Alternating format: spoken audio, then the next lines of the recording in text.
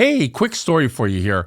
We've seen it happen more than once here in the Twin Cities. A deal is moving along just fine, and then right before closing, a furnace issue, an electrical concern, or even a roofing question pops up.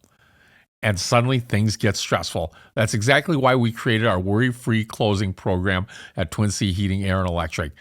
We send a licensed technician out to check the furnace, AC, electrical safety, water heater, and water softener, coordinate a roof evaluation with a licensed roofing contractor, and provide a full report on all the home's major systems. We can do this during due diligence or even before a home is listed, so potential issues get caught early. If you're a realtor or you're buying or selling a home, there's a simple way to keep things smooth. Twin City Heating, Air, Electric, built here, stays here. From working in his family's Chinese restaurant, to bartending, to becoming present-day owner of Twin City Heating, Air, and Electric, my father's true superpower is human connection. Now, he's on a mission to capture the most fascinating stories that make up the Minnesota community. You're listening to the Twin City Tales podcast. Today, we've got someone who brings real energy, real life, and perspective to the table. Joining us is Jeannie GO Grimes, author of The Level the F Up, Faith, Foundation, Fortitude. And that title alone tells you exactly what kind of conversation this is going to be. Jeannie isn't just talking about leveling up. She's lived it through life, through business, through challenges that shape who you are. She built a mindset around pushing forward, staying grounded in faith, and finding strength when things aren't easy. She's also deeply rooted in our local community, serving, leading, and showing up for people, not just in business, but in life. And that's what I love about this conversation. This isn't about hype. This is about real growth. It's about what it actually takes to level up when life hits you. So if you've ever felt stuck, if you've ever had to rebuild, or you're just trying to get to that next level in life or business, this one's for you. Let's go, Jeannie GO Grimes. Welcome to Twin City Tales. Hey, thanks so much, Wymond. Yeah, when you say level the F up, what moment is that actually came to you in life? Was there a certain moment that hit you? Yeah, that hit me really early on. So when I started writing the book, I was sitting there and I'm like, you just got to level up, man. And then all of a sudden I just said, it's just like I said something like, forget it. And then I'm like, nope, I'm going to level the F up. And then I had already had faith and foundation and fortitude. And I realized, oh, there it is. But of course, a little anxiety around that title, being that we have faith in the book, right? Yeah. I stuck it in my Bible for about 8 or 9 weeks and just kind of was prayerful about it. And I really just kept hearing, those that need this book will pick it up because they see that, because it's edgy, because it's an attraction to get them to pick it up and open it. And that's what we need to have happen. So there wasn't like a moment in time where you're like, this is it. This like I'm at the depths of my of where I'm at. I need to level up. Oh. Yeah. At that time, was there an aha moment like this is like the book wasn't even in mind yet, but it was like in your head, you had to go level the F up. Yes, absolutely. So, and that really happened, almost a year ago when, I got my golden ticket out of corporate. So one of those casual, wonderful invites to retire early. And I knew, I'm like, we're going to go do calling work now, right? I always knew that I was brought into that role divinely, and I would be brought out of it divinely. And then it was going to be time to do more calling work and build something meaningful. But I really thought that was going to be, my side hustle I had worked in for 20 some years. And then within less than 48 hours of getting that notice, the book came into play. So elaborate. Very quick. Elaborate a little bit more on what were you called to do? Sure. Really, again, I thought I was going to do the other thing. And then I don't want to give too much away out of the book, of course, but I had found an outline for a book that I had written sometime in 2013.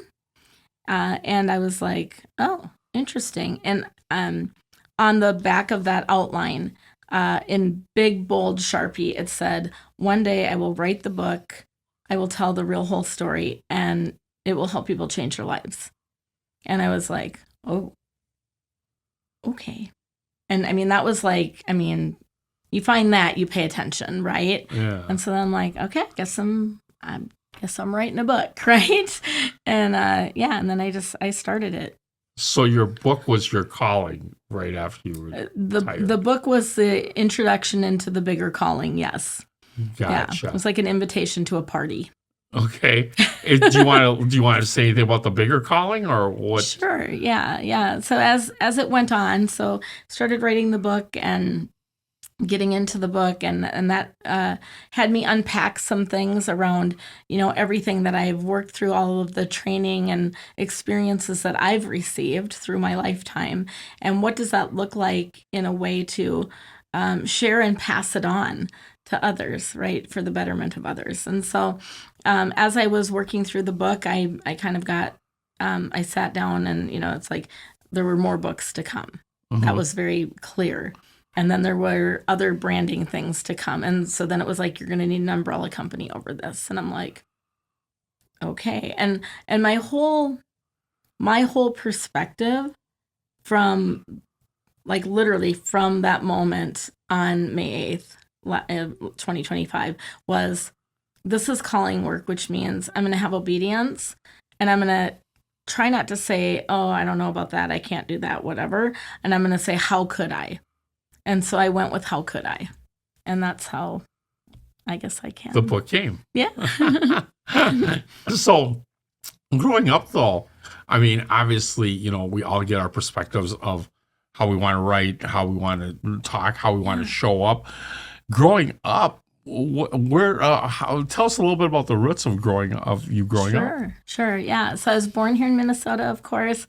Grew up most of my very younger youth. Spent some time in Arizona after my mom and my stepfather married, and then back here. So and we were not. I was baptized, but we didn't go to church, anything like that. But when we lived in Arizona, a pastor and his family moved in next door, and they would take me to church with them, because my mother and stepfather both worked. And so that was really kind of some faith foundation for me.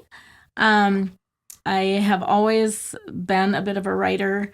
I have poetry that I've written for a long time. I actually did way a long time ago, did a segment called Poetry on Demand way back in the Yahoo chats. And that was quite popular. So I've done a lot of things like that. And so faith has always been prominent. When we moved back up here in 7th grade, we were about 2 blocks from church, and I walked myself to church every Sunday.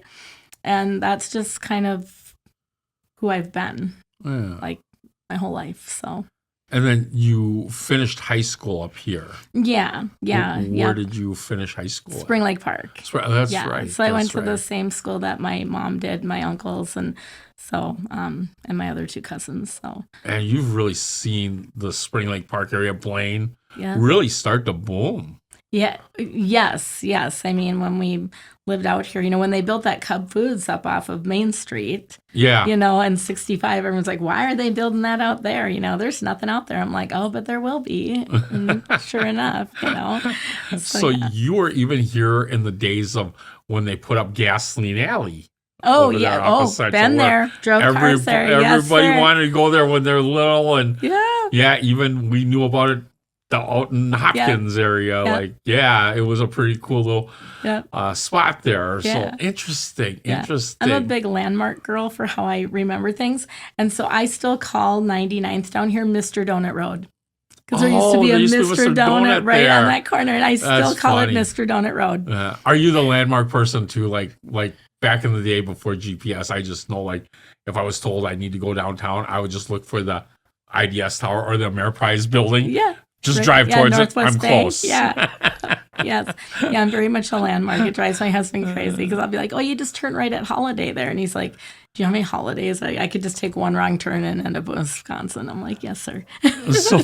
So growing up in that Spring Lake Park area in kind of your formidable years, how did that shape who you are today, do you feel? Yeah, I think community was a really big thing. One of my best friends, Kelly, we've been friends since we were 4 years old. And so I think just having, back then it was come home when the streetlights come on. We played softball in the front yard of one of the neighbors, until we broke the picture window of the guy across the street. Then we had to play with wiffle balls after that. That was no fun. But just having that community, having relatives close, being involved in different organizations. So, for example, I went to church at a Lutheran church. Next door was a Catholic church. I went to the youth group there. So just, wherever my core circle was, that's where you spent the time with your core circle. So. Wow. Yeah. So you did you did get influence in this area more so than you were in Arizona, I suppose. Yeah. And then getting to because you and I met about a year ago. Yes. And it sounded like at that time you were just getting out of the corporate world. Do you mind telling us a little bit about the corporate world? Yeah, no, not at all. Yeah. I spent most of my whole life in corporate of one way or another. And I've been blessed to work for some amazing companies and get to do some really big and amazing things and lots of great mentors. And I just always have seen everything as training. So even if you're going through something really hard or, maybe it's not necessarily like your favorite job or going well, I have always thought about, this is training, right? I don't feel like anything's ever wasted. It's always going to be used for something down the road. So pay attention when you're in it, right? And get everything you can out of it and give everything you should back to it is how my mind works. And so I think, doing that, I had a chance to work on the largest medical device acquisition in the world. I got to help build a class action claims administration firm from 160 people to 3,500 in less than 18 months. So wow. I can do scale. I can do a lot of things, right? So what did you do and what was your title in the corporate world? And do you mind saying what company it was for? My last corporate job, I had the benefits of working for Medtronic. And okay. I wasn't really looking for a role at the time, but they needed somebody to do open enrollment. And I happened to have all the skill set they were looking for, and everyone else was employed or having babies. That's what I was told on the phone. And it was such a delightful and amazing journey. I got to work for a legacy company that has an impeccable mission, right? And so those things are it doesn't matter what you do when you work for a legacy company, but you are bringing value. You're doing that legacy every day. It's important to remember that, right? Yeah. And so I really love that. My last couple of roles there were more around employee experience and experience with within the company and how to help employees, if you will, kind of level up into, or are they leveling up, or where are we at with the level, so that we can make sure that we are continuing the mission and growing people and growing the company in the right ways. So yeah, it was such a blessing. I got to work with incredible people. I loved every bit of my journey there, even the hard parts I valued highly. Mm. And then when that day came, I knew it was his calling. So it was when we went down there, I'm like, oh, we're doing this. And she's like, yeah. And I'm like, oh, no, we're good. It's okay, right? Yeah. So I think it was a different experience for them having that conversation because you don't usually get that when that's happening. Right. So, yeah. Right.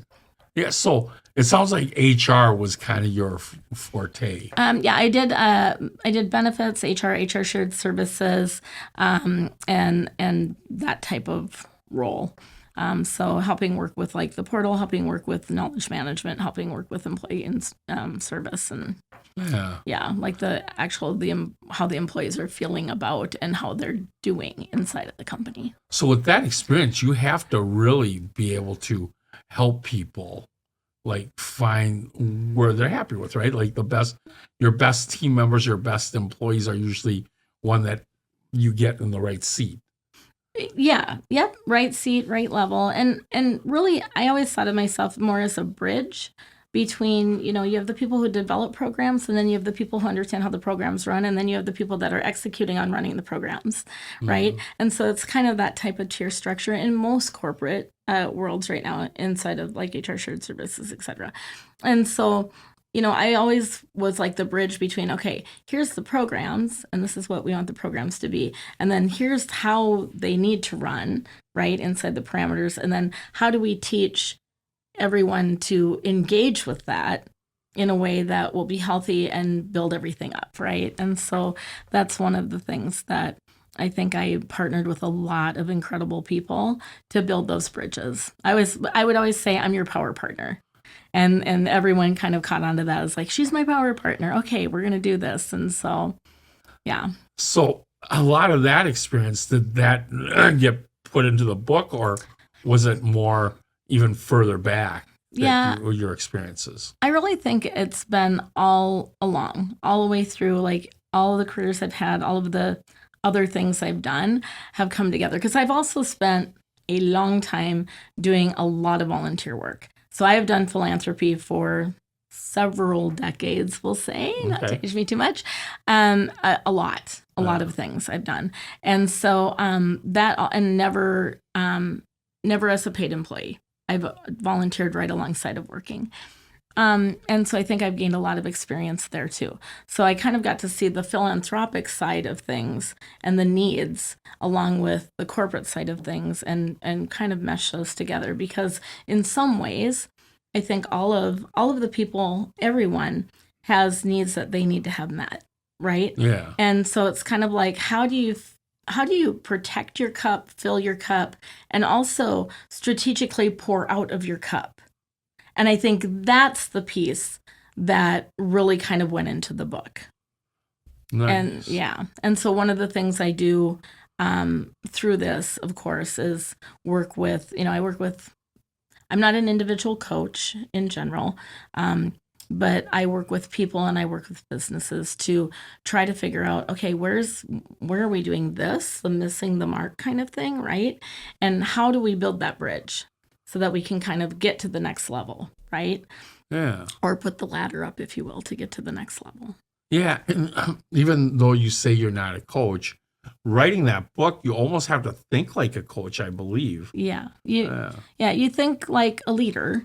And when I say leader, it's so, the best way to lead is by example, right? And so if I am a well-led individual, which I must be, for others to want to say, okay, what are we doing? And how do I do that? And what I really wanted to do is I wanted to write a very concise, short book that would give people an opportunity to go, oh, okay, I can take that, and these are the things I need to do. And they could take a notebook or take notes in the book or whatever, and really get to a point where they are building themselves up and out. The workbook will come, and that will be more of a white glove concierge type of book to help people that really need to dig in and need a little bit more structure around it. But yeah, that was really, I don't think of it so much as coaching, but more like leading by example and giving them something that will lead them through, like, almost like a cheat sheet. Yeah. It's interesting. It's interesting you say like leadership is a example. Yeah. I have to challenge you on that one a little bit here. Yes, you can lead by example, but sometimes when you do the example, it's like, I'm fishing for you. I'm a leader. I'm going to fish for you. But, go back to the Bible, right? You got to teach the person to fish. Yeah. And sometimes it's not by example either. It's by how do you get them to actually follow you? Like, It certainly isn't by saying something like, you're an idiot. How can you do that, right? You know what I mean? Yeah, no. But you also have to meet them where they're at, because everybody's different, right? So yeah. I think you're right. We lead by example to a certain extent. Yeah. But do you think there's more to leadership than just example? Yes. And maybe give us a couple examples. Yeah. Yeah. You're not wrong, for sure. People are going to take it different, and everybody's circumstances are totally unique, right? And so that's where it needed to be something like people might look at me right now today and be like, oh, I could never do that, whatever, whatever. And some people be like, oh, girl, I'm way ahead of you, right? And it's like, and that's perfectly normal, and it's also the right answer. It's perfectly okay. I think when I think about leading, the first thing that's so important to me is to connect with somebody, to connect with them and find out, what's going on? What's your biggest dream right now? What's your biggest, what's on your, I always say, what's on your bug list, right? And so that's one of the things that I did a book session recently where we unpacked the bug list. And I'm like, you have to find the things that are really stealing, they're eating away at who you really are. Because most people right now, operate as like a supporting character in their life. They do not operate as the main character of their life. They are doing a supporting role. And most people do not place themselves in their own care and growth first because they're doing all of these other things. And women tend to do that more than men because men have this divine ability to be very single focused. They're able to focus really, really intently on doing the thing, right? And as women, we're kind of like, like if you guys mow the straight line through the woods, we're going to come along and sweep everything up and plant some flowers and do whatever. So we just have a lot of other things that caregiving, nurturing inside of us for the most part. And I don't want to totally generalize and get myself in trouble there, but in general, like that tends to happen. I agree with you. I think, women and men are wired a little differently, but it's important. And, one of the things that in the past, the perception is women don't make great leaders because they're nurturing, emotional. They're like emotional. But yet I think when I think of leadership, I always think of like a servant is a big part of leadership. Like, yes, you can lead by example, but I think it's serving the people, which is really important. I think John Maxwell said it best. Like, you can be a good leader or you can be a leader, not a good leader.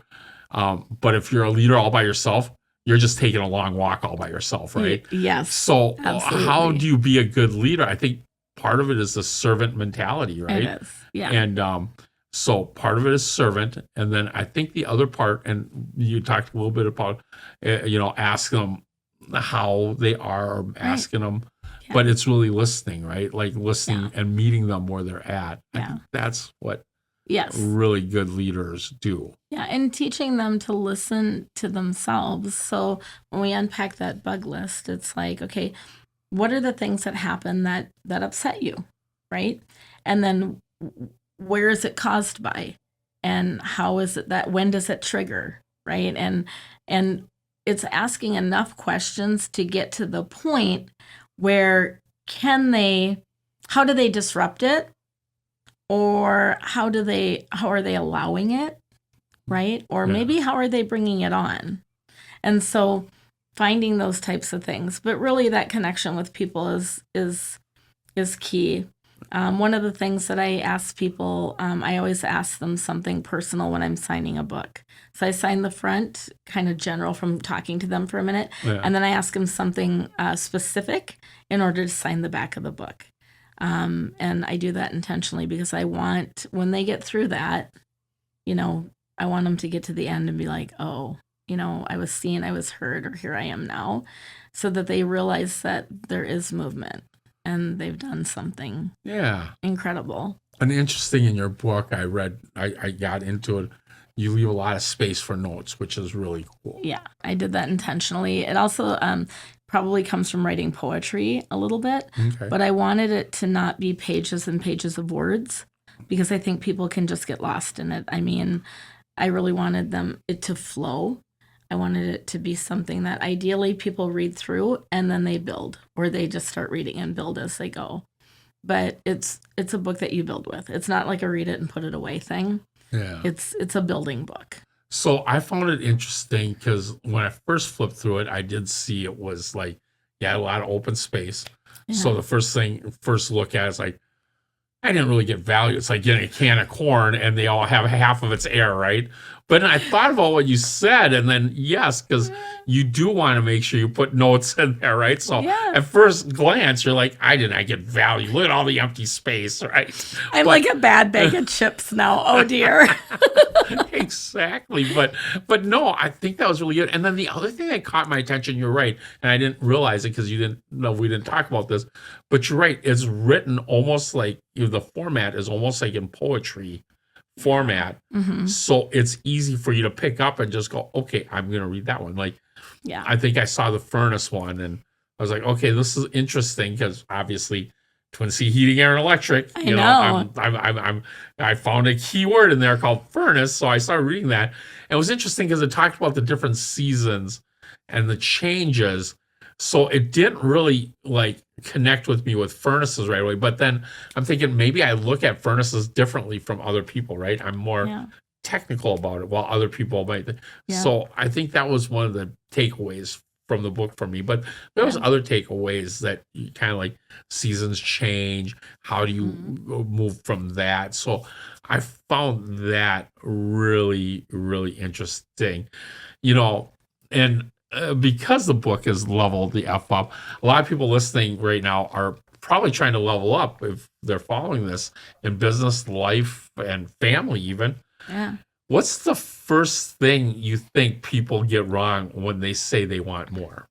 When they want more. Yeah.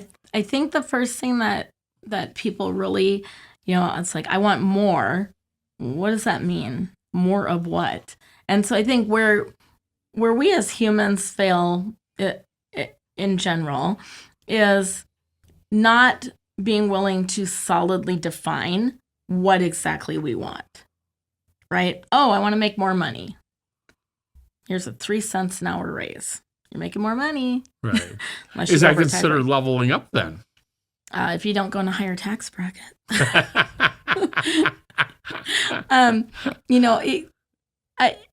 You probably won't consider it that because I'm guessing that when you said I want to make more money, you didn't mean 3 cents an hour, Right. And so when we fail to accurately and definitively define, like, this is what it looks like. This is what winning looks like. This is what success looks like to me. This is what leveling up looks like to me, right? And if we don't define that or can't define it right away, that can be a little bit of a challenge, right? And so sometimes we have to dig a little bit deep. And then when we dig deep, we're going to find things that are uncomfortable. And a lot of times we just stop there. We're like, nah, I'm good where I'm at, right? And so the other thing about more is a lot of times people think that when growth and leveling up and everything means more, but oftentimes it means less.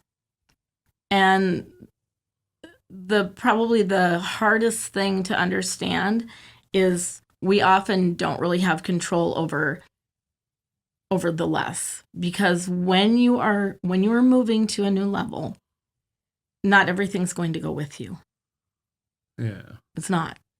And that means, it means habits, it means hobbies, it means people, it means a lot of things. And we don't always have agency over what we bring. So that's a big one, right? Like, I always think of it as sometimes you look around and you feel like you're on the playground, and remember the merry-go-round that everyone would push really fast and you'd be holding onto the bar so you didn't slide off into the gravel. Yeah. You'll get to a point where your circle feels like that merry-go-round, but there's people pushing fast and there's people trying to pry your hands off the bar. And that's how you know it's time to level up. And pretty soon you stretch and you grow and you change, and that the merry-go-round crowd is not going to come with you, right? Because it's you have to pick. And pretty soon you'll find yourself in a different circle. And that circle for me looked like I have people that will pray behind my back instead of talk behind it. Gotcha. That's Right. really good. And that was a discerning moment. And that does not come without some pain. And it doesn't mean that you're like wiping people off the planet. It doesn't mean that you're being mean or disrespectful to anyone. Absolutely not. Right. Right. But what it does mean is that you've now built boundaries around what you are expecting and building for yourself. And those boundaries are the fences that will keep that in place. So I always say I have my inner circle, and then I have the next circle, and then I have like the outer circle, and then I have the 457th acre. There's some people in there. It almost reminds me of like, Who's in Your Room? Dr. Ivan Meisner wrote that book. Yeah. And it really is about like, everybody you meet are always going to be in your room. It's just, you got to compartmentalize the people, right? Like you may want to have that as a one-way door and never open that up again, but they're still in your room somewhere, right? Yeah. It's interesting that you said that about compartmentalizing and, just separating when you're leveling up, separating the people out. Because I did an exercise a while back where you put yourself in the middle, and then you put 5 people around you that you spend the most time with. And it could be your dog, could be your wife, could be your kid, right? Yep. And it could be your uncle or whatever. Yeah. And then what you do is you rate yourself from 1 to 10, how your life is, right? And maybe your life is a 7, right? Because some people might be a 5. Yeah. But then you rate everybody else's life around there, right? So like if it's a 3, you're really working hard to pull their engine, right? Right. You're trying to lead them. Yeah. But in all reality, the ones that if you're a 5 and your wife's an 8, which mine is, she's actually helping me pull my engine, right? And it's kind of like you start realizing like, who do I need to spend more time with? Yeah. And but you can't shut them out. Let's say my uncle, and he's Crazy Eddie, right? And he gets drunk every weekend, and his life is a 2, right? Like you have to figure out, you can't shut him out completely, but you certainly can set boundaries and compartmentalize that and say, hey, I'm not going to spend as much time. Is that what part of leveling up is? It is. Yeah, it really is looking at, the attract and detract and the plus and minuses of where you're at. And one of the things that I think people discover is there are people that are in your life because having access to you is good for them. And there's people that are in your life because having access with you is good for both of you, right? And that's just kind of, how that goes, right? And hopefully, there might be some people in my life where like maybe it's really good, it's good for me. And I always want to make sure it's a reciprocal situation, right? But there are people that are not as focused on that. And I think that's where we kind of run into that, if it's always a take, that's not reciprocity. Right. Yeah. And if you don't know what to do with that, hit me up. I'll let you know. Tell you 457th acre. We see those relationships all the time too. I mean, that's probably, and you came from a divorced family. Yeah. I think that happens in dysfunctional families, right? Yeah. Like, they don't create the win-win, and they're not thinking about how do we create that win-win. And if we had more servant leadership going across not just your business, but your family, your personal relationships, I feel like those are really strong foundations of leadership, right? Absolutely. And where we have to be a little bit cautious is that servant heart and that wanting to serve and wanting to help others and wanting to whatever. We can want to help somebody, and we can want their life to be better more than they want it. So they are welcome to receive the help, but they are not interested in making the changes necessary so that the help is no longer necessary or needed, right? And that's where we get into a little bit of a rub with the servant heart of you also have to make sure that you're a good steward with what's in your cup and what you have, right? And so I think that's where oftentimes we probably have the biggest challenge in leveling up, because those types of relationships they deteriorate your self-respect, your confidence, all of those things over time. They deteriorate all the things that you have that are the good things. They wear them down, right? Because there's this constant revolving door, of, you give, there's not a refill. You give, there's not a refill, and you keep hoping for it. And that can happen, especially, I think, in romantic relationships too, right? Where it's like sometimes they change, they do something just enough to make you believe that there's change, but there's not ever really change. And then you continue to lower your bar about what change looks like until you finally you can't. And then you're like, I got to level the F up out of this because no more, right? Yeah, and I need foundation, I need faith, and now I'm going to get some fortitude because woo! Yeah. And so I think that's where with the servant heart, we have to make sure that we guard that. We guard that servantship. Like we always think it's give it away now.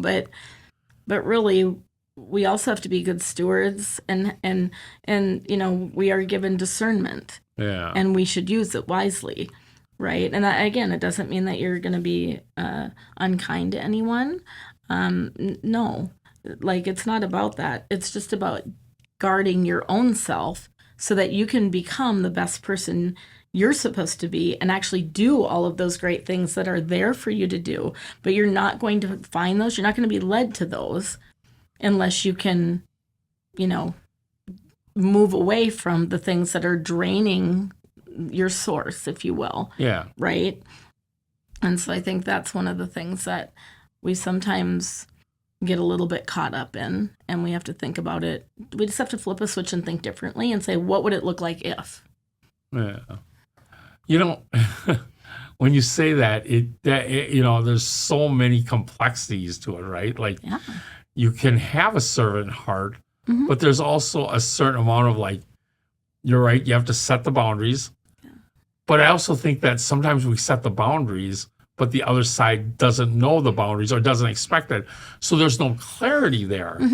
So I feel like to really help people in their relationships or help people, and my definition of level the F up might be a little different from yours, so I'm going to ask you that question. Sure. But it's like you have to have alignment to be able to have, like, the expectations. Yeah. And the only way you can have alignment is the discussion. Yes. And listening.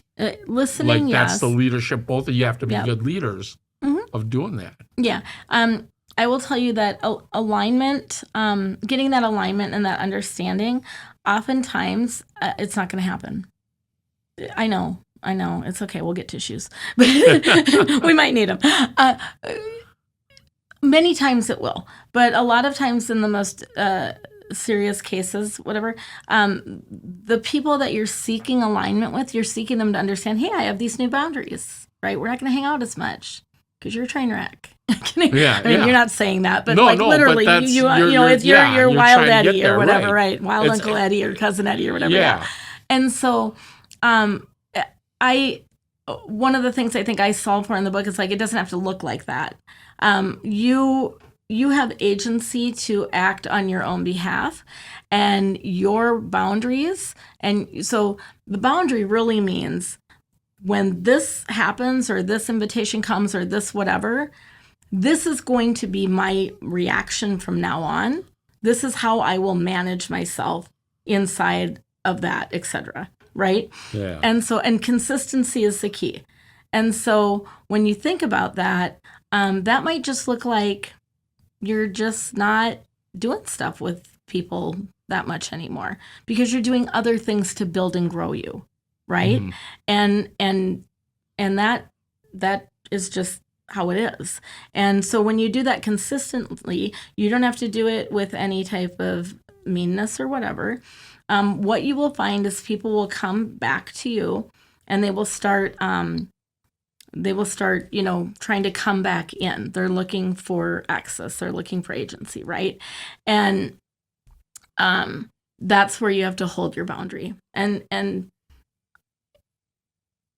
I think that if you try to tell them, hey, you know what? Yeah, we're not really hanging out anymore because, to be honest, I just can't, right? Like that whole thing, I can't do it no more, right? And that's a really hard conversation, and it can go sideways really quick. It also can get misinterpreted or spun out into the rest of your universe by somebody who is slighted by that or whatever. And so rather than have that risk of fracture, right, you're better off to just, you're going to do you, and you're not going to try to control the narrative of them at all. And so that was one of the things that I had to learn is when this happens, we don't do that anymore. We're not dealing with that. I'm not fighting about it. I'm not yelling about it. I'm not doing nothing. Here's how I react to that. It looks like this, and it looks like this every single time. And that, to be honest, was really freeing and made it really easy. Because it really did. It was just like, all of a sudden be like, oh, nope, I'm not getting pulled into that. And I'll be like, hey, I appreciate that. Thanks. It goes along with saying the power of saying no, because I think sometimes we say yes too many times, and then you are at capacity, and you really can't fulfill what they need, and you can't fulfill what you need. Absolutely. So it's a lot of that too. Yeah, and we sometimes just go along with because we don't have our boundaries set. Right. And then that's worse because that really erodes you a lot, right? Yeah. It's definitely. And the other thing that I will say, which again is in the book, but one of the things that I think we have the greatest challenge with is convincing ourselves that we deserve that boundary, especially with people that are close to us. Yeah. Right. And those are, it's not easy, but when you figure out how to hold it, and then you figure out a consistent way to communicate it, sometimes you do. In my household, there was a time when I needed to have some basic communication around, I'm going to do this because you're doing that, and I've told you repeatedly that that is not okay. Right? And so, and it was the same, I'm not changing anything because I'm not arguing. I don't want to be like, well, last time you said this and this time you said, no. This is it. Here's the box. That's where I'm going to live right now. And so, and when you get there, a lot of things happen that are so good. Yeah, I can see that. It's like so good. That. Yeah. You're in a different space of mind at that point. It's almost like you can get there, you're kind of in the zone. I think we've all had that with certain partners in our life, or, not that my wife and I don't have I have those moments all the time, but there's a level that you get to that you can align without really talking about it, which is really interesting. Yeah, when you find the alignment, it's kind of magical. And just because there's alignment in one area doesn't mean you still won't have to have. So don't let alignment here take all the boundaries out. It's like one time of bringing out the recycle in a timely fashion does not excuse this other thing. I'm thinking about immature boys or immature men, right? Like when you're single, and the girl that you like is just super hot. Like she is the hottest girl in high school. Exactly. All of a sudden, all the boundaries just drop from there, right? Like they can get you to do anything, basically, which is kind of not good. But I think that's where you get the mature mindset, right? You start learning that through life, being hot isn't everything. I need somebody with a little substance behind them, right? So that's really interesting that you say that. Boy, some really good stuff here. Going back to the book a little bit, I had a chance to read it. And I didn't read the whole thing yet. Then? I haven't read the got to the thermostat, but I did notice. So would you say your book is more of is it more of a direction on how to do things, or do you feel like it's more of stories and we take that from it? Yeah, there's definitely some stories in there, right? And I think there needed to be to illustrate some of the things. There's also a little bit of some backstory in there on me and some of the things that I've weathered, if you will. Yeah. So I think that I like to think of it kind of as a guide. Stories help people figure out, find that resonating factor, right? Yeah. So I think those are helpful. One of the things about writing those is there's some stuff in there that was pretty hard, right? Yeah. And so when I love that. originally wrote this, the original manuscript is about 300 type single space pages, right? When you print it, which is not what's in there. And so one of the things that was the hardest was actually editing. And I'm like, I want it to be under 100 pages. Well, that didn't happen. That's okay. It ended up where it needed to be. But when you have trauma and when you have things that have happened that are pertinent, for sure, but you can't just bleed out on a page. That doesn't serve. And so the question that I asked a lot when I was editing is, does this serve? Does this connect? Does this help somebody when they read this? Will it help them go, oh, and help them maybe go to the next level, either by inspiration, by identification, right? Yeah. In those ways. Yeah. And so, yeah, I think that's what I was really thinking when I wrote it. So I don't know if I really answered that question. I mean, it's a bit of a guide. Yes, Yeah. there's stories. Again, it's a building book. I feel like it's a guide with stories which were really heartfelt, I can tell. Yeah. But when I read Level the F Up, Yeah. I kind of got the sense like, well, I don't know what the sense I really got because it did as an attention grabber. Yeah. But I was thinking like, I was kind of expecting, maybe it was just my expectation of talking to you and about how you do and what you do, right? Yeah. And I was thinking like, okay, this is the first step to leveling up. There's the second step. There's the third step. Yeah. I wasn't disappointed. It wasn't that. It was Yeah. more of the stories, but then it opens up your mind to go, okay, is this what I'm really going through? Yeah. I can see her perspective going through it. This might help me through that. Right. And it is kind of first step. Mhm. And it goes through, like, each chapter kind of gives you, here's the things that you should do. That will be self-discovery, that will get you moving to that next thing that will come of it. So I think each chapter kind of goes, when you do this, the result is you're going to see this start to happen. Yeah. You know, when you do this, you'll start to see this come into play. So if at any point somebody's like, okay, I feel like I'm doing that, but I'm not feeling that result happening, well, reach out to me is what I'd say, because and we might just need to like chat it through a bit, whatever. And I'll be doing events and things like that where people can come and just get a little bit more if they want to. Yeah. But I do think that when you get to the end and you've gone through and you've worked through it, that's when I think you all of a sudden realize like, oh, here we are. Right? Yeah. There's also, there's the going through the desert. So when you are changing and growing and leveling up, there is a time where it feels like, I don't think anything's happening, people. Right. Right. It's like paint drying, right? Yes.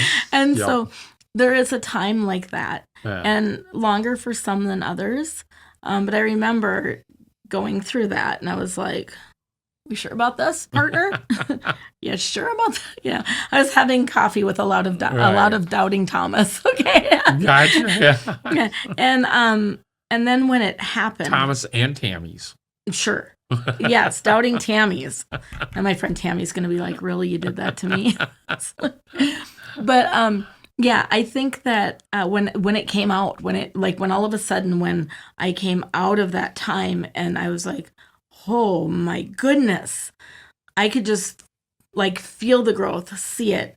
Like just looking in the mirror looked different. Yeah.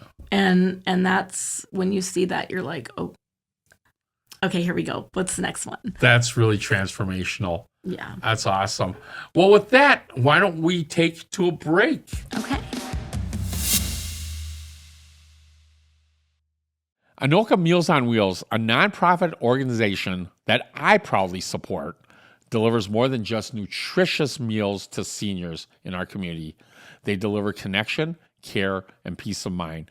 Their volunteers don't just drop off food, they check in, share a smile, and ensure our neighbors know they're not forgotten. I know because I am one of those volunteer drivers. Help us keep serving those who need it most. Visit mowanoka.org to volunteer, donate, or learn more about Anoka Meals on Wheels, nourishing bodies and spirits one meal at a time. Ever walk into a house and flip a switch and have no idea what it actually does? Like, is it a light, an outlet, or something in the garage? Nobody knows. Or what about when you plug in something into an outlet and it just slowly falls out like it's giving up on life? Or worse, the outlet just doesn't work at all. Well, we see that stuff every day. At Twin City Heating, Air, and Electric, we help homeowners take care of those small electrical issues before they turn into bigger problems. Loose outlets, dead plugs, mystery switches, we'll track it down, fix it right, and make your home actually work the way it's supposed to.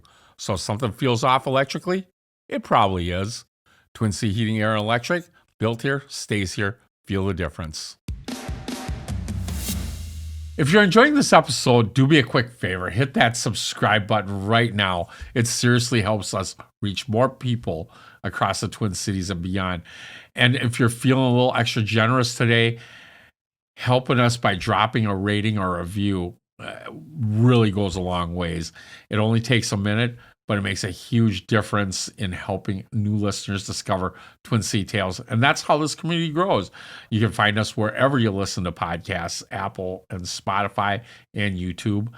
Don't forget to follow us on Facebook at Twin City Tales for behind the scenes moments, episode updates, special announcement, and all the fun stuff you don't get to see on the mic. We appreciate you more than you'll ever know. And remember, you can't go wrong with Wymond Wong on the Twin City Tales podcast. And we are back with Jeannie on Go Grimes. And this is the portion where we have some pictures that your husband sent us. Oh, boy. So I'm going to start with this one. Okay. And this is you in a red dress. And is that your mom? That is my mother, Phyllis. Yeah. I still remember getting that outfit when I was that little. That outfit came from Sears Surplus. Oh. Way down in down in Fridley. Yeah. And the right over there by Crooners now. Yeah, it was right there. Yes, sir. Yeah. And the Shorewood, my parents would take us there for prime rib at times when it was a Sherwood. Yeah. I'm sorry. No, it's okay. Yeah. And the little boots that you can't really see in the picture, but those boots, I put them on and I literally wouldn't take them off. They had to set me on the counter so she could scan or type in the numbers from the price tag on the bottom. They didn't have scanners, but type in the numbers. And I was with my grandpa and grandma when I got that. And so, yeah. And you love that. Is that your grandma? No, that's my mother. Okay. My mother, Phyllis. Yeah. Nice. Yeah, so. I was just thinking that kid picture of you, and I'm tying it back to your book a little bit, you learn little steps as you go along on how to solve things, right? Mm-hmm. And I think when people pick up the book, Level the F Up, right? That's one of the things that I notice. It's not like a complete 1, 2, 3 directional book. Yeah. How would you suggest people to help along with that? Yeah, absolutely. So we've been working on the Level Up Blueprint, which is the book that will go along with this. It's like a workbook, right? And so for those that need a deeper dive or a little bit more of that 1, 2, 3, what are my steps? How do I build through this, right? It also has a little bit of additional content in it in the sense of for some of those deeper dives. So yeah, so that'll be coming out. It should be out in print near the end of the month, end of May. Okay. Yeah. Sounds good. We're looking forward to that. Yeah. All right. Let's see the next picture here. And this is you a little bit older. Okay. Being a little silly, eating grass with the horse. So this is so funny. Oh, my Gigi. This was probably just a few months after getting her, maybe. So she was a rescue, Okay. right? The pony. Yeah, she's a mini horse. Yes. Okay. And so I was standing there. I said, Gigi, can mommy share your hay with you? And she kind of looked at me and gave a little nicker, right? Uh-huh. So I pick up some hay and I stick it in my mouth. She had just looked at me, and literally you can see her mouth is open. I'm pretty sure she's laughing at me like, what are you doing, lady? So yeah, that was a moment. And my friend Colleen took that picture. We were kind of in it to win it there when we were doing horse stuff initially. So You know, it's really cool. It sounds like you know horses pretty well. And I just saw something on Sunday morning. It Yeah. was the Sunday morning show. okay. And they talked about horses have like this other sixth sense that can really bond with like humans. Like Yes. they have an emotional attachment, like Yes. almost like which is really cool. I'm Mhm. trying to talk to this Suzette Bellegarde to get her on this. She was friends with me from elementary school. I knew her Yeah. from elementary school, but she does a thing called Healing Horses. And she does that for Native Americans. And it's a nonprofit, I believe, right now. Okay. But she helps healing with past Native American trauma, which Yeah. is really cool. I think that she's a little shy to come on, but I think it'd be neat to That talk would about that a be. little bit more. Yeah. Horses are great therapy. Yeah, are, that's what they say. You'll see in the book, Gigi came into my life at a particular time. And yeah. And yeah, we saved each other. And here you are like princess of what was that? From? This is for my my Mary Kay business. Okay. And this was, I achieved Princess Court of Sales. So I actually went across the big stage, which is a big deal. You're in front of several thousand women. It's a cross between the Oscars and the Academy Awards, I Gotcha. swear. It's so amazing. And that was a great experience. So this is backstage. I've been sashed and I'm waiting to go across. And so we snapped a quick picture there. So do they present you that pink Cadillac at that point? Not at that no, that's like the top 4% in the nation. Really? And top 2% is where you start earning the Cadillacs. So Oh, I know, man. like so close, right? Yeah, but it's amazing. But you can earn other cars too. How long ago was this? That would have been, I think that's 3 years ago. 3 years ago? Yeah. Okay. And then here's Oh my. and two of your friends? Oh my goodness. Yeah. Is yeah. that you in the middle? That is me in the middle. Yes. So this was at Pizza Hut. Back in the day, we Pizza Hut. loved to go to Pizza Hut. Was it the one right on Central? Yeah, No right, way. yes, it's now an yes. Asian restaurant of some sort, I think, isn't it? No, it's still Pizza Hut, I think. Yeah, you're thinking of Hope's, and then there's a new thing, and then it's right next to McDonald's. But I think it's still Pizza Hut. It was not too long ago.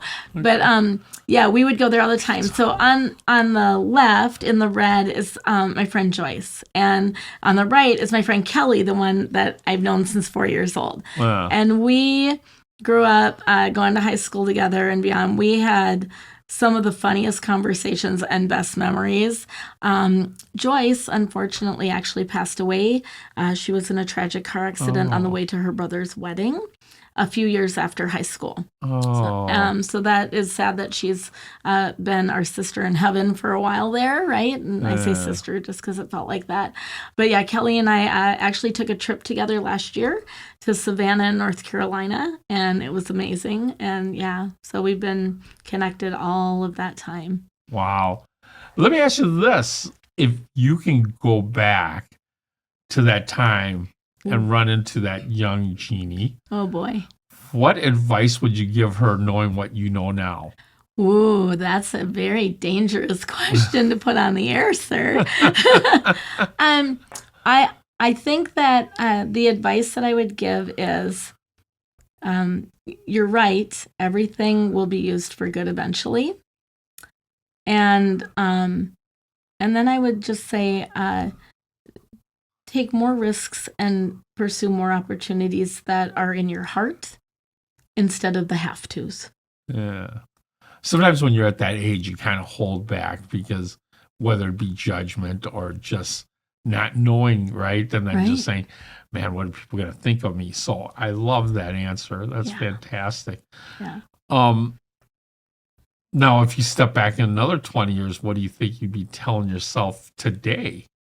Today, And what's it look like for you? if I step back 20 years from you step now or forward. 20 forward, Oh, yeah. I'm And going what where I'm would going to it be look- way more wiser. they'll be way more wiser. And what's in the future for that? Right. What's in the future for that?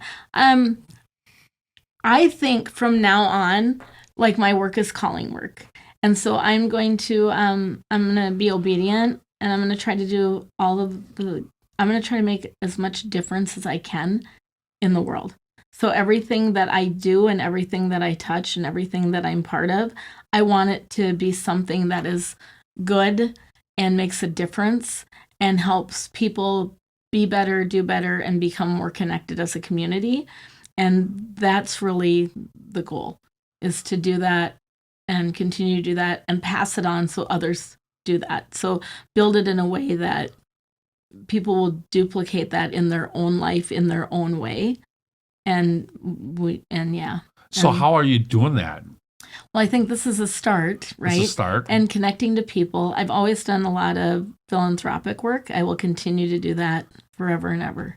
So are you going to do classes, or are you doing, because I know you've done a couple of comedy shows to bring people in. Yep. But what's your end goal? Yeah. So really, the Level Up Leaders is the overarching, right? And so we have books and resources, and then we have some public speaking like keynotes and business transformation under there, which is where we can help in businesses and help with, broader audiences, if you will. The Empowered Laugh is the comedy brand. I use some of that in business to tear down walls so that we can transform. And then, of course, I use that for entertainment as well. Gotcha. And hopefully we'll be able to use that with some nonprofits to benefit them. I would love that. I think that's a good model. And then Level Up Kids is the Mabel books, which is Hurting Hearts and Teaching Smarts. And that first book will be out in June. And then the last is that's a snap photography. And I've had that for about 25 years. And I have spent that entire time not getting paid for any of the work that I've ever done. I've always used my photography business to help nonprofits and organizations that could benefit from it. And so now we've put it under the umbrella because how people are seen and how things are seen is important. So, well, if you're not getting paid for the last 20 something years, you're definitely a nonprofit. that piece has been that is changing now, but I'll still use it for that. I do have one more picture here, and it's your book signing, I believe, isn't it? It is. That was the first one we did at Storytellers. So Stephanie Page, so generous. As soon as she found out I was writing a book, she was like, "Do you want to do a book event here, like your book launch?" And I'm like, "Yes, ma'am." Of course. I mean, I would tell Stephanie yes for just about anything. I love her so much. She does such good work. So this is me and Erica. The circle is so good right now. Like so many wonderful people that are excelling. They're doing great things. Yeah. And so it feels so good to be around iron all the time that's sharpening each other. Yeah. It's a little surreal and so divine, and just it makes me feel so happy. This is Erica. We did have the book signing. So many people came out, cheered me on, bought books, we signed books, we had fun, and then I had a second one not long ago at Archstone as well. So yeah, that's from that, and I will not forget that day. It just felt so good to be like, wow, we did it. Like it went from concept to book, and this was on April 1st. No Okay. April Fools, right? Yeah. That's me. And so when you think about less than a year to not only do the book but launch this massive business idea, right? Yeah. And also had launched comedy as of May 1st. So we're down the road. Nice. And I love what the road looks like. That's awesome. And you have a lot of support. I know a lot of those people in that group. I think one of them that you go to quite a bit is working with women for the Metro North Chamber. Yes. That's been really nice. I think Rachel Edwards is a big supporter of yours. Absolutely. And I'm actually in another networking group with Yvette Zona, which you two are really connected. Yes. Yvette's awesome. Yeah. So, no doubt. Yeah, the blessings are chasing me down every day. I love it. We're blessed. Yes, we are.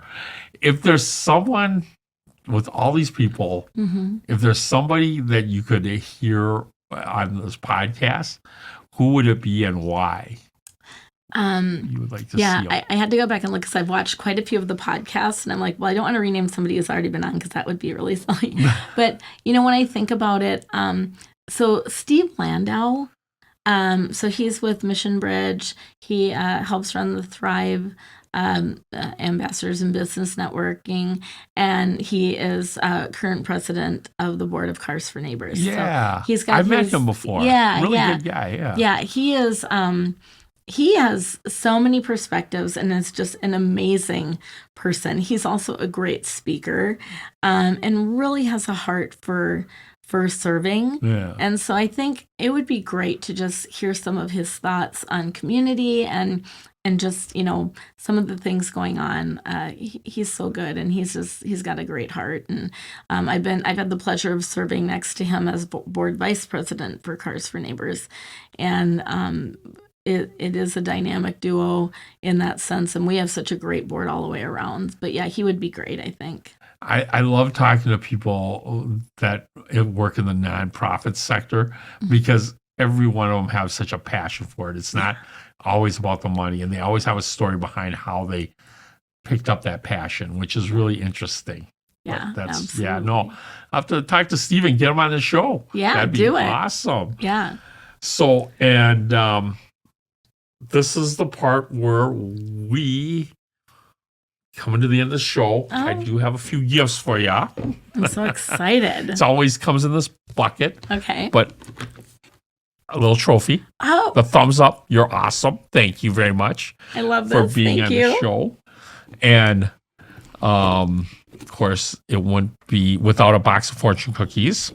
Do you know about my fortune cookie jar? No.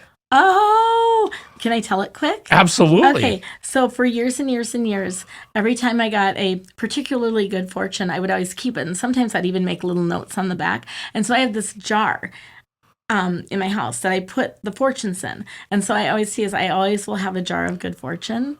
Right? But sometimes when things have been kind of like, when they've been like this instead of this, then I would go and I would look in the jar and I would pull things out and be like, oh.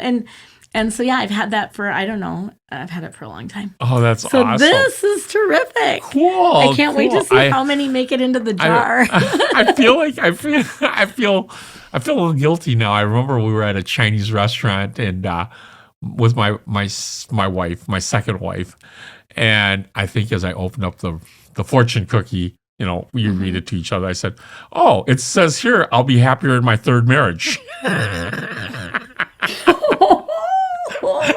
It was kind of a funny joke. Thank goodness my wife has a sense of humor. Yes. Thank goodness for that. So, question: do you eat the cookie before you read the fortune, or you just like crack it and you're reading that fortune? I always eat the cookie first. God, I never really think about that. Yeah. And it's sad because, I should have done polls when my dad owned a Chinese restaurant and we had some fortune cookies. Actually, back then, this is the 70s, we didn't start doing it until the 80s where they got free fortune cookies. People had to pay for fortune cookies in like the 60s and 70s. That was like extra. My very first job was actually in a restaurant that was down in Moundsview. In that little mall, Moundsview Square or whatever. Yeah. That was my very first job in high school. A Chinese restaurant? Yeah, and Really? Yeah, and the cooks there spoke very limited English, and most of it was inappropriate words. So if they rang the bell and you didn't come, they would come out of the kitchen, and all of the girls were one name, and they say, "Yo," and that name, your order is up, and I had no idea the difference between like cashew chicken and mugu gai pan. Yeah, I wasn't very successful, but the fortune cookies were great. And then I got this. I thought about your book, and I feel like when I saw the copy of your book, and I thought, like, what does that really mean? Level the F up, right? And I thought, kind of like some people, their lives are like a dumpster fire, right? And that's what this helps you get through.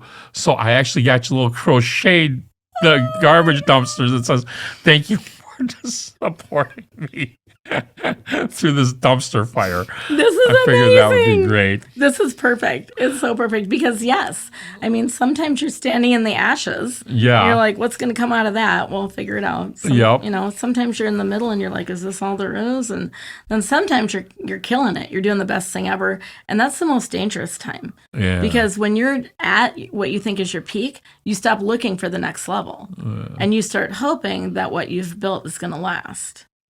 The plateau is coming. Yeah.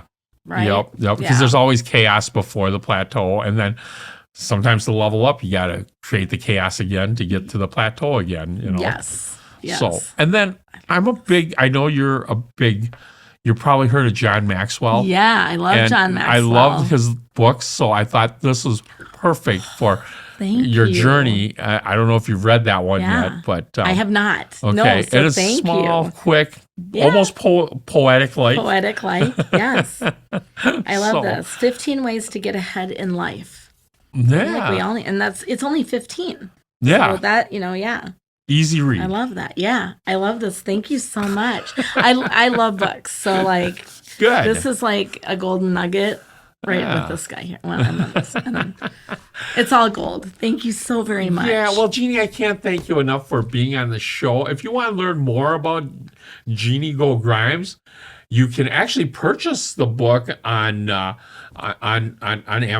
Yes, I sir. also believe you can go to Storyteller Cafe. You and if can. you purchase it there, I believe some of the proceeds goes to help. Yes. I gotta get this right because I've always said like help human trafficking, but it doesn't help human trafficking. Helps anti-human trafficking. Yes. So I gotta get that right. Yes, yeah. Otherwise, you can go learn more about Jeannie GO Grimes at the level leadership leader.com. That's the level up leader.com. Yes, sir. Or just visit us on Oh, Facebook. it's not .com, it's .org.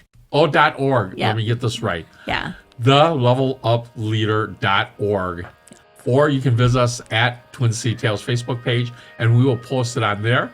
As we roll out of here, I want to thank Chris Hockey for the use of his song Thanks, with no pun intended. And this podcast has been powered by Twin City Heating and Electric. And until next time, remember, you can't go wrong with Wymond Wong when it comes to Twin City Tales Podcast. This song goes out to my family.